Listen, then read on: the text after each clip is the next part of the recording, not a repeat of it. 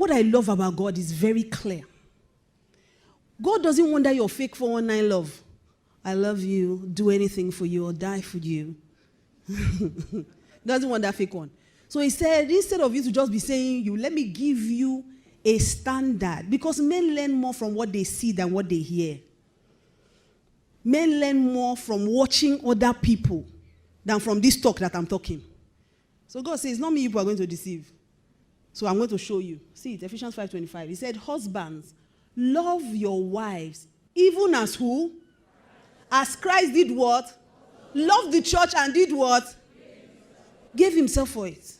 What does that tells you immediately that God is saying, when you say I do, you are choosing to love, and that cancels selfishness. Do you know that men are by nature selfish beings? The average man, except he is fully controlled by the Spirit of God, God dwelling on the inside of him, around him, above him, with him, around him, except God is fully embodied, indwelled in him. I just tabbed on now, you didn't notice. Indwelled. Men are selfish. A man will never do anything that does not favor him. Because men are transactional. If a man is marrying you, let me guarantee you that is benefiting him. It's only a woman that will see a man that is not working. His leg is broken. He doesn't have sense. He doesn't have behavior. And she'll tell you, I love him. I'm sent to him. A man can never do it. Never. That's in, he has problem. Then don't come and carry problem. Men don't do it now. Women do it because we are naturals. We just feel that if I love him, he will change. If I just talk to him, because of the way he loves me, he will do anything for me. See, men are very transactional. If you ask a man, why did you marry this woman? He can tell you why. Very clearly. Either she's doing this thing for me, she looks good on my hand, or she makes me feel good about myself. A woman's answer is, I love him. What does that even mean? So God says, let me help these men. When you say you are going to get married to someone, it means that you are deciding to lay down your life. It means that you no longer exist. You will always put her above yourself. He says, as Christ loved the church. And let me tell you, Jesus did not love us with words. He did not send us with text message. He did not do selfie with us. He did not do all those things. Jesus saw we had a need. And he said the only way to fulfill this need is to die. How did his dying favor him? Not favor him now. Favor also. And I was telling somebody recently that wickedness. Okay, no, it was Pastor me yesterday now.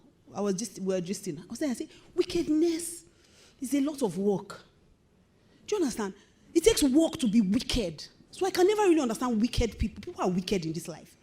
And Jesus, that's why nobody can convince me not to serve Jesus. So let me tell you now.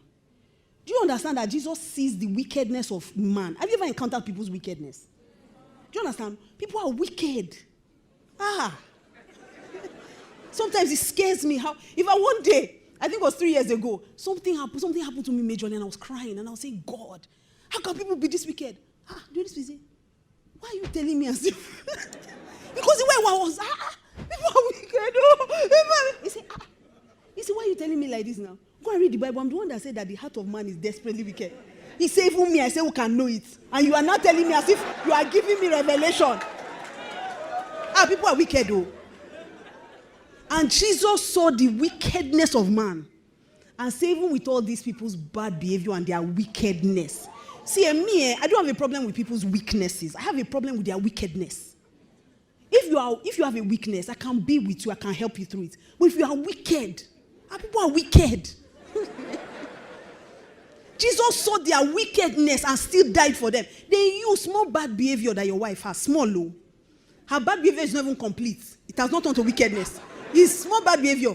I say, no, I cannot cope with this one, no. You are going to your father's house. I cannot, this is not what I signed up for. Sir, this is what you signed up for. Even as Christ also loved the church and gave himself for it. So when you say I do, you are saying I'm ready to die for you. Whatever you need me to be for you, I will be for you. And this is a big deal for men because men are not created like that. Men are literally all man for himself, God for us all. That's how men are. You go to sort yourself out. If a man enters a house and there's one plate of food, what will he do? He will eat it. He will eat it. And if he's in a good mood, he will call you. Omo, the food where they are, if you get plans, arrange yourself, I don't chop them. But if a woman comes home and there's one plate of food, she will be hungry and start cooking. She won't even think, let me eat this one, I have power to cook. She will say, let me be cooking first. In case somebody comes in, they can eat this one while the other man. You're not going to even remain for you. At least, uncle, eat half and leave for me. No. So that's what you are pledging to do. You are saying, I'm going to lay down my life. I'm putting aside selfishness. I will think of you first. If there's one car in the house, you will be driving the car. I will be trekking till I have enough sense to buy another one. Women, you won't celebrate now.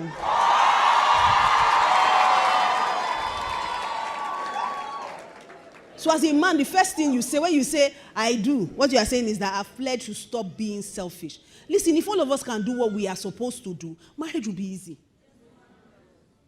If as I'm thinking of you, you are thinking of me, what makes a man cheat on his wife? Selfishness. He's not thinking about how she will feel. And I'm an infidelity recovery coach, so I know how broken women are when their husbands cheat. He's not thinking about her that time now. He's not even thinking about Jesus. After we go beg Jesus, now they forgive. That's what happens. But if we're all thinking, you are thinking, it's my wedding band. My wife. You stand up and tell the girl, get thee behind me, sit and be going.